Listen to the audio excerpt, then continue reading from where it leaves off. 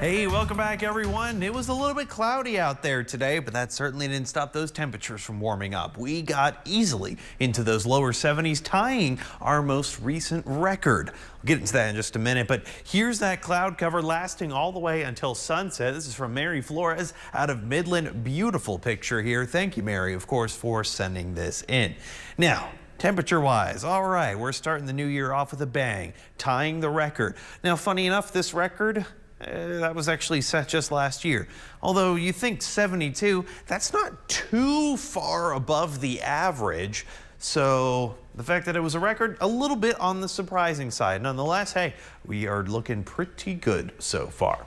All right, temperatures are currently 58 degrees, a little bit of that cloud cover, but most of it's going to be very high up in the atmosphere, so you can't really see like the city lights reflecting off of it. The only telltale sign is going to be that higher humidity at about 56%. It's keeping us warm for now. I do see a few of those 60s still lingering around. 61 from Fort Stockton, 60 for Dryden, 64 in Carlsbad. A few places too, dipping down to the 40s. Marfa and Artesia, 50s elsewhere. All right, here's that cloud cover. A little bit heavier over towards Eddy and Lee counties, and then kind of just south of the I-20 corridor.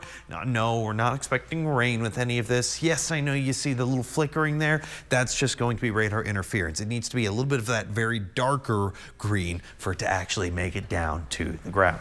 Just to let you guys know. All right. Upper 40s for most of the region overnight. Fort Stockton, Alpine, around those lower 50s. Same goes for Carlsbad as well.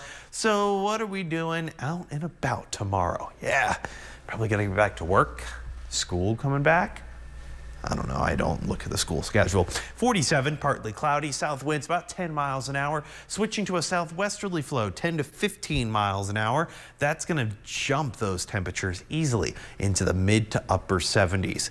Certainly, we're no stranger to seeing warm conditions like this, but I mean, it was just snowing on Monday, so there's that.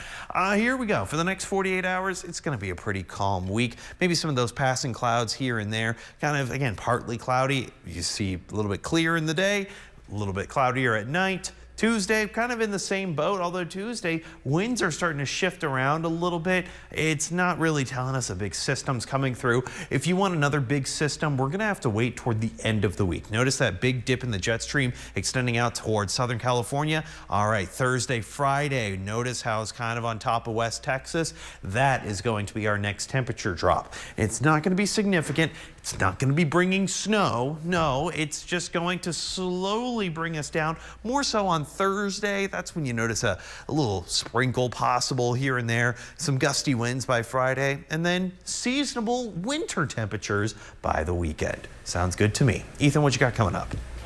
Yeah, temperatures cooling down.